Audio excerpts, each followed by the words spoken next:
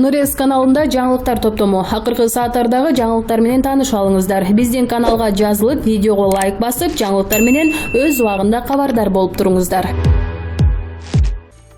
2016 жылы Чүй областынын 90 жылдык мааракесинде Бишкек шаарынын мурунку прокурору Нурлан Сулайманкулов деген көпөстүн сүрөтү катуу талкууга алынган. Анда белгилүү болгондой, прокурор мырза жайлоодо өтүп жаткан мааракеде кол чатырды жардамчысына көтөрүп, өзү колду артка алып байманаптардын образында майрамдык кечеге көз салып турганын сүрөттөн көрүүгө болот. Жамгырда калса үшүк алып кетчүдө болгон бул эр кул учурунда сүрөттүн айынан кызматынан кол жууган, кызматтан четтеди деген ат эле болбосо, азыр Кочкор районунда прокурор болуп эмгектенип атат. Орусунө Сулайманкулов Кочкордун шамалына кантип чыдап атат болду экен. Кол чатыр көтөрөйүн десе шамал учуруп кетип, иш алып барайын десе кыргыз тилден кыйналып атат го үлпүлдөк сулуу. Булак де факто.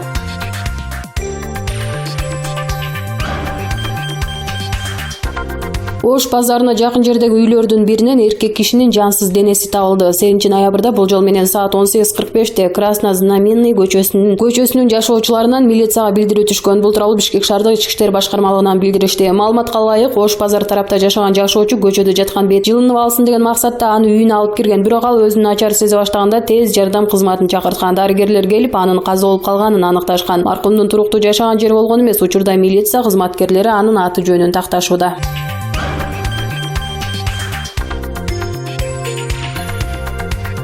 Лос-Анджелес шаарында Эл аралык Азия кинофестивалында белгилүү түрк актрисасы Мерием Узерли фестивалга жардамын аябай чуркап жүрдү. Бул тууралуу Facebook колдонуучусу Рыскүл Акимжанова өздүк баракчасына жазды. Даңазал Доор сериалында Хюрем роли менен бүт дүйнөгө таанылган Мерием Узерли фестивалга жардамын аябай чуркап жүрдү. Дүйнөлүк жылдыздар өздөрү ушинтип барктап жардам берип таңктап жатса, кыргыздар өзүбүз фестивалдын идеясын уюштуруу командасын колдоп барктап алабыз деген ишеничтемин. Жаман нерсе угуп көрсөк, эптеп бир тамга болсо да комментарий жазып, оюбузду билдирип калганга шашабыз. Жакшы нерсе көрсөк, келгиле жаман эмес, жакшы нерсени баамдап көрүп, сүйлөшүп, оюбузду аткарганга үйрөнөлү деп билдирген Facebook колдонуучу. Кошумчалай кетсек, быйыл 5-рет өтө турган фестиваль режиссер Жогорку кеңештин депутаты Садык Шернияз тарабынан негизделген.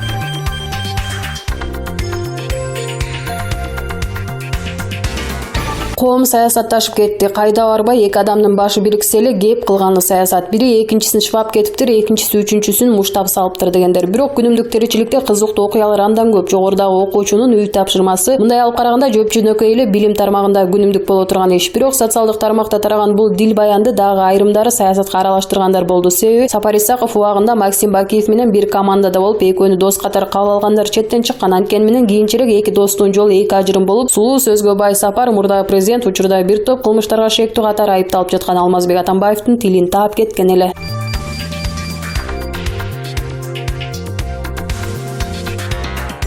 Саламаттыкты сактоо министрлиги Бишкектеги тест татымдагы жарылуудан жаракат алган адамдардын абалы боюнча маалымат берди. Бүгүн 9-ноябрь саат 10:00 алынган маалымат боюнча ооруканада 7 адам жатат. Анын ичинен 2 жаш балдар. Бишкек шаардык травматология жана ортопедия илим изилдөө борборуна 6 адам жаткырылган. Экөөнүн абалы оор, жаракат алгандардын тизмеси. ЖКМ 18 жашта, терисинин 3% күйгөн, абалы туруктуу. ТК 12 жашта, денесинин 5% күйгөн, абалы туруктуу. УУС 15 жашта, денесинин 5% күйгөн, абалы туруктуу.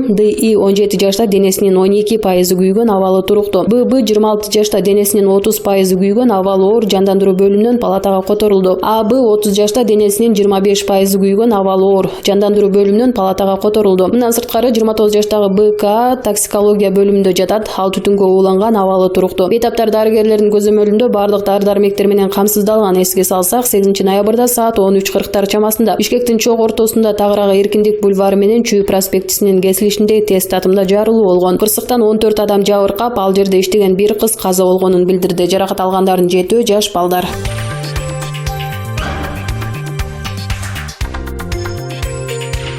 Парламенттин депутаты Мирлан Жээнчуроев таекеси Өмүрбек Бабановдун этегине эрмешип, ал депутат кезде ага жардамчы болгон. Аны менен чектелбей, таекесинин бизнестеги ишин илгерилетип берип, кызматын катуу кылып жүрүп, эмгегин аябай эле сиңирген. Ал эмгеги үчүн БӨТ аны депутат кылган. Сыныктан башкасынын баары жугушту дегендей жазбай таекесин тарткан Жээнчуроев кырдаалга жараша эки сүйлөгөндү мыкты өздөштүрүптүр. Кызыкчылык үчүн любой тешикке кирип кете берет экен. 2017 жылдын май айларында Мирлан Жээнчуроев парламенттик шайлоодогу босого чекти 7%дан 9%га көтөрүүнү демилгелеп, босого коркоону 9%га чейин жогорулатуу лидерлердин диалогуна жана экономикалык туруктуулукка алып келет деп айткан. Мыйзам жогорку кеңеште каралып, жыйынтыгында мыйзамды көпчүлүк эл өкүлдөрү жактырышкан. Кожоюну ушундай тапшырма бергенби айтор Жээнчороев бүгүн 180 градуска тескери бурулуп, парламенттик шайлоонун босого чегин 9%га эмес 5%га кылыш керек деп ар кайсы буруштан чыга алып кыйкырып, эми жогорку кеңешке ушундай мыйзам долбоорун киргизиптир. Жээнчороевго баракелде, жаш болсо да саясий союклук менен саясий хамелеондукту эң мыкты өздөштүрүптүр. Мындайларды далеко пойдет деп айтат эл. Жээнчороевдин бул сыяктуу фокустарына дагы көп күбө болот окшойбуз. Булак Мантыш.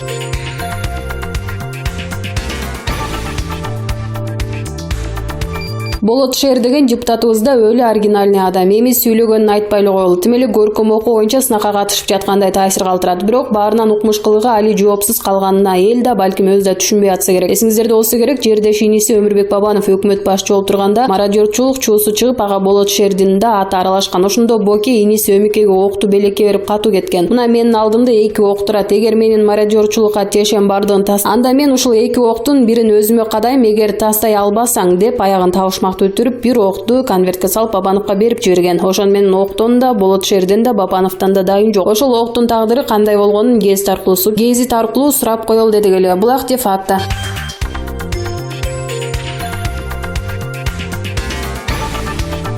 Эгер участкалык милиционерлер соттолгондордун мыйзам бузганын өз убагында кабарлап турса, жатак абагынан жаза өтөө мекемелерине которулгандардын саны көбөймөк. Бул тууралуу Жаза аткаруу мамлекеттик кызматынан билдиришти. Буга чейин Ички иштер министрлиги тарабынан Сөөгү Манас аэропортунан табылган кишинин өлүмүнө шектелип кармалгандар жатак колониясында жазасын өтөп жаткандар экенин, абак жетекчилеринин шалаакылыгынан улам кылмышка жол берилгени маалымдалган. Ал эми ЖМК 1 жылдан ашуун убакыт аралыгында соттолгон 74 адам мыйзамды сактабагандыгы үчүн жатак абагынан жаза өтөө мекемесине. Эгер ыйгарым укуктуу участкалык милиционерлер кесилгендердин түрдүү былыктарын өз убагында кабарлап турса, жатак абагынан катуу жана жалпы жаза өтөө мекемелерине которулгандардын саны кескин көбөйөт деп ЖМКдан билдиришти. Кимдерди жатак абагына которсо болот же болбойт? Жаза аткаруу мамлекеттик кызматы камактагыларды которуу жоосун да түшүндүрүп берди. Мыйзамга ылайык төмөндөгү жагдайларда кесилгендер жатак абагына катталат. Оор эмес, анча оор эмес кылмыштар үчүн жазасынын 4/1 бөлүгүнөн көбүрөгүн өтөсө, оор кылмыш жасап өз мөөнөтүнүн 3/1 бөлүгүнөн көбүрөөк убакыт камакта болсо, өзгөчө оор кылмышка барса шарттуу эркинен ажыратылышып, бирок кайра мыйзам жоопкерчилигине тартылып камакта өз мөөнөтүнүн 3/2 бөлүгүн өтөсө. Кылмышкер жатак абагына кандай жагдайларда которулбайт? Өмүр бою эркинен ажыратылса, соттолуучу террористтик, экстремисттик мүнөздөгү беренелер менен кесилсе, кылмыштуу топ же уюмдун курамына кирип эркинен ажыратылса, жашы жетелектерге карата оор же өтө оор кылмыш жасаса, эркинен ажыратылгандар жаза аткаруу мекемесинин жетекчисине арыз менен кайрылат. Андан соң гана жатак абагына которуу маселесин атайын комиссия карайт. Азыркы маалда ЖМКнын атайын комиссиясына 1413 материал боюнча кайрылуу түшүп, 907 адам жатак абагына которулду. Булак факт KG.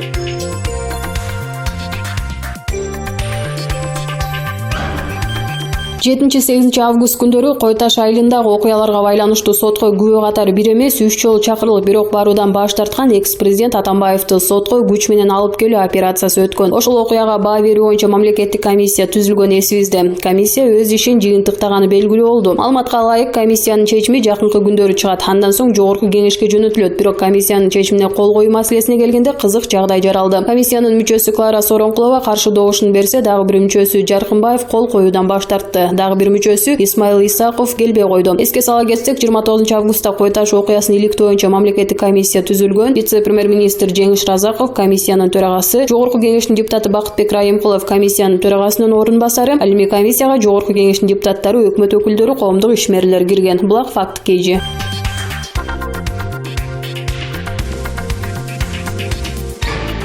Бир кездерде Бакыйган Жалал Абад облусунун губернатору, андан кийин дагы далай жооптуу кызматтарды ээлеп жүргөн Жусупжан Жээнбеков деген агабыз бар. Ишинде бир кынтыгын уккан да, көргөн дагы эмеспиз. Бирок анын Facebook баракчасында акыркы посту бир аз бүдөмүк ойго жем таштады. Анын жазганына караганда, Россияга кайсыл бир үчүнчү тараптан кол салуу болсо, анда мурдагы СССР өлкөлөрүнө кирген мамлекеттердин 60% калкы аны коргогонго чыгат имиш. Албетте Facebookка ар ким эмнени кааласа, эмнени туура көрсө жазганга толук укуктуу. Бир гана таң калыштуусу, бул посту Жусупжан мырза 7-ноябрда тарыхчыны ата-бабаларды эскерүү күнүнө жазгандыгында болууда. Биз билгенден дал ушул орус падышачылыгы 1916-жылы далай кыргыздарды кырып түп орду менен жок кылган. Алдуу буттулары Кытайды көздөй качып, жолдон миңдеген ачкачылык, табияттын катаал шартынан көз жумган. Андан кийин Совет анда дагы далай улут каймагы репрессияга туш болду. Жогоруда айткандай, ар бирибиз Facebook баракчасына өзүбүз каалаганды жазганга укуктуубуз, бирок датага дагы көңүл буруп койсок деген эле кеп.